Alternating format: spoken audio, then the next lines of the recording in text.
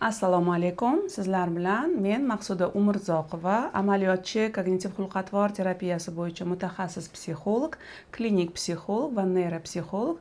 Shu bilan birgalikda coach murabbiy, erkak va ayol psixologiyasi haqida sizlarga ma'lumot bermoqchiman.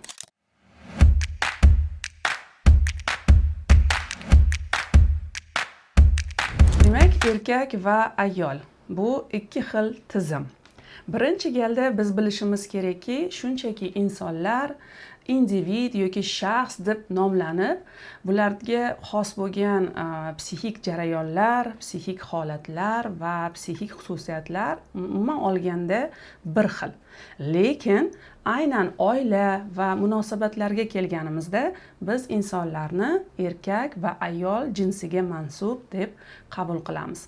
Va siz bilan bizga ayyonki, har bir inson birinchi galda mukammallikka, yetuklikka erishish istaydi.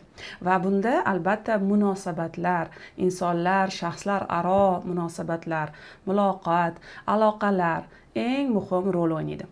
Sotsial psixologiya, umumiy psixologiya, oila psixologiyasi degan psixologiyani sohalarida aynan erkak va ayol o'rtasidagi munosabatlar chuqur o'rganiladi.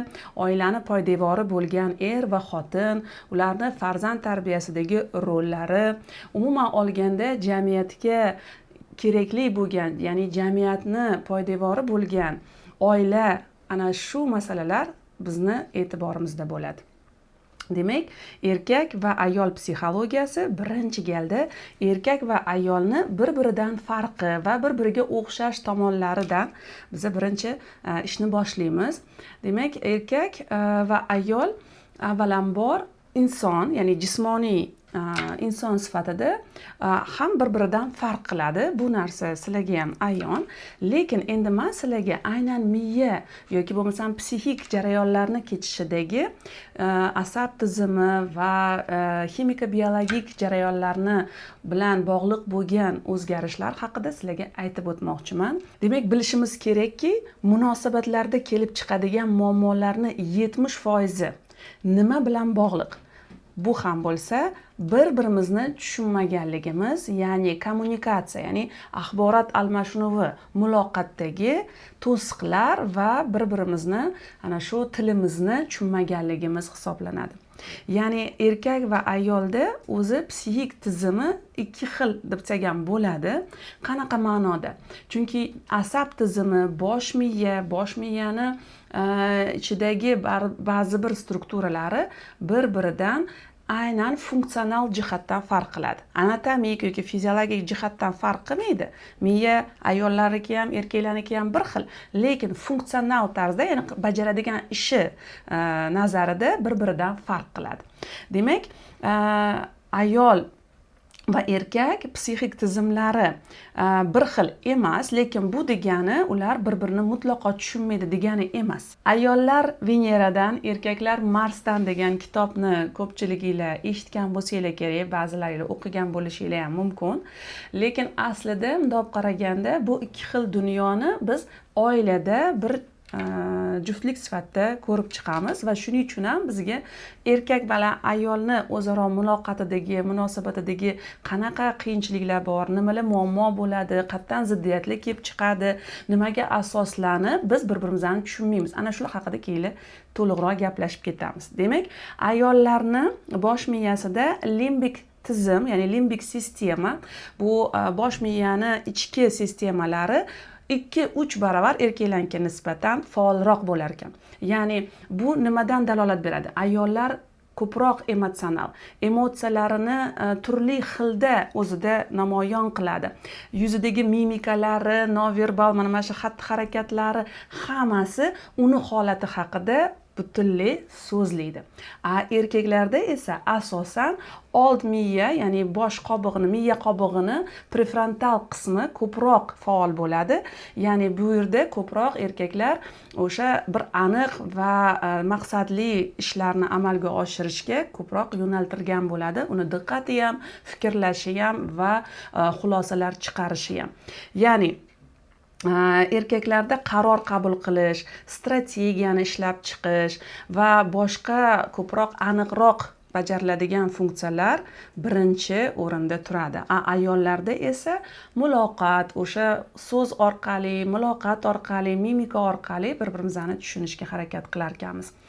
Va erkaklar stress paytida charchab, tinchlikni va asosan jimlikni istasa, ayollarda teskarisi stressni ayollar o'sha qanaqadir xatti-harakatlar bilan, faollik bilan va ko'pincha gapirib chiqarishga harakat qilishadi. Mana shunda ham farqi bor. Undan keyingi yana farqi, ayol tafsilotlarni, detallarni juda ham xush ko'radi, erkaklar esa aynan natijaga va oxirgi xulosaga e'tiborni qaratadi. Ayollar menga hislar kerak, hissiyotlar kerak desa, erkak esa menga aniqlik va konkretika kerak deb aytadi. Ayollarda shunaqa holat bo'ladi, emotsional regulyatsiyasida birinchi galda ayollar uchun hayotingda meni borligimni his qilmoqchiman, meni borligimni tan oling, men muhimman siz uchun, men kerakliman degan nazarda o'zlarini tutsalar, erkaklar menga bosimsiz havas va hurmat kerak, maqtov kerak degan ehtiyojga ega bo'ladi. Muammolarga keladigan bo'lsak, ayollarni muammosi o'sha emotsional hissiy aloqalarni, bog'liqlikni yetishmasligi va yetarli o'zini qimmatli va qadrli deb bilmasligi. Bu ayollarga xos muammo bo'lsa, erkaklarga xos muammo bu tanqidni ko'tara olmasligi yoki o'sha tanqidni ko'pligi, ularga tomon talablarni yuqoriligi hamda foydali bo'la olmasligi va eng muhimi o'zini o'rnini, o'zini qanaqadir bir hurmatini amalga oshira olmasligi ham bu katta dolzarb muammo bo'ladi.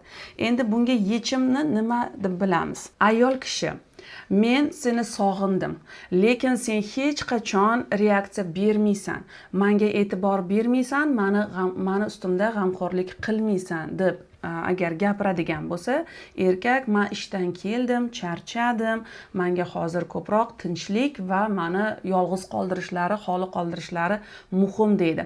Ya'ni ikki xil tilda umuman olganda gapiradi. Mana shu joyda sizlar bilan hali ko'p darslarimizda o'sha nizolarni oldini olish yoki ularni bartaraf qilish va o'sha qadrsizlanish yoki bir-birini hurmatsizlik qilish, mana shunaqa holatlar nimadan kelib chiqadi va bularga qanaqa yechim topish kerak? Bular haqida yana alohida darslarda gapiramiz. Demak, endi sizga o'sha masalalarni, muammolarni hal qilish uchun bitta yechim beraman. Buning uchun siz amaliyot bajarasiz. Bu amaliyotda siz mustaqil ravishda darslikni stopga qo'yib turib bajarib olsangiz bo'ladi yoki bo'lmasam uyga vazifa sifatida ham bajarsangiz bo'ladi. Demak, buning uchun agar siz sherigingizni yaxshi bilishni va uni tilini o'qishni, bu chunki muomala va o'sha muloqot birinchi galda ham o'sha juftlikdagi munosabatlarni yoki o'sha oiladagi er-xotin munosabatlarni poydevori hisoblanadi. Shuning uchun muloqotni to'g'rilash uchun siz birinchi galda turmush o'rtog'ingizni yoki juftingizni yoki bo'lmasam sherigingizni yaxshi bilishingiz kerak bo'ladi. Buning uchun sizlarga bitta amaliyotni aytaman, o'rgataman va o'sha amaliyotni bajarib, albatta uni natijalarini bir-biringlar bilan bo'lishinglar kerak bo'ladi.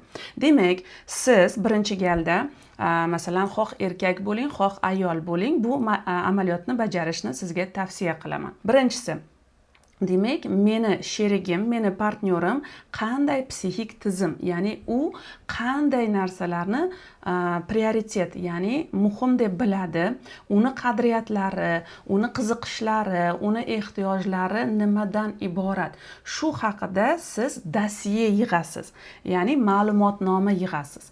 Buning uchun siz masalan birinchi boshlashingiz mumkin kamida 5 ta u sherigingiz haqida ma'lumot. Masalan, meni turmush o'rtog'im, agar siz ayol bo'lsangiz, masalan, ishdan kelganda tinchlikni istaydi, uni maqtashimni sevadi, uni har safar qo'llab-quvvatlasam, unga qanaqadir bir kuch-quvvat beradigan, motivatsiya beradigan gaplarni gapirsam, u meni yana ham hurmat qiladi deyishingiz mumkin. Yoki bo'lmasam, hammani o'ziga yarasha xarakteri bor. Masalan, siz aytishingiz mumkin, yo'q, meni turmush o'rtog'im aynan men unga kam gapirsam, u bilan sal uzoqroq distansiyada muomala qilsamgina unga men yoqaman deb o'ylashingiz mumkin. Ana shu narsalarni birinchi yozib olasiz, u haqidagi ma'lumotlarni, va albatta sherigingizga yoki turmush o'rtog'ingizga shu ma'lumotlarni ko'rsatasiz. Haqiqatda siz haqingizda yaxshi bilarmanman deb so'raysiz. Agarda yo'q, men unaqa emasman desa, unda qanday sizni u haqida ko'proq ma'lumotni shaxsan o'zidan ham so'rab olsangiz bo'ladi. Demak, mana shunda siz yig'ilgan ma'lumotlarni turmush o'rtog'ingiz bilan muhokama qilib va o'zingiz haqingizda ham ma'lumotlarni bering va undan siz haqingizdagi ma'lumotlarni yozib berishini va ularni ham birgalikda muhokama qilishni kelishib oling. Mana shu muloqotni o'zi ham sizni oilaviy va umuman juftlikdagi munosabatlaringizni yanada yaxshilashga va yuqori darajalarga olib chiqishga xizmat qiladi. Demak, aytmoqchimanki, insonlarda bo'ladigan farqlar bu tabiiy, lekin er va xotin yoki erkak va ayol o'rtasidagi farqlar bu hech ham to'siq emas, balkim shunchaki jarayon hisoblanadi. Uni tushunish, ya'ni o'sha jarayonni tushunish munosabatlarni 50% gacha yengillashtiradi va yaxshilaydi. Shu bilan bugungi darsimiz o'z nihoyasiga yetdi. Uyga vazifa va qo'shimcha ma'lumotlarni darslik tagidan olishingiz mumkin.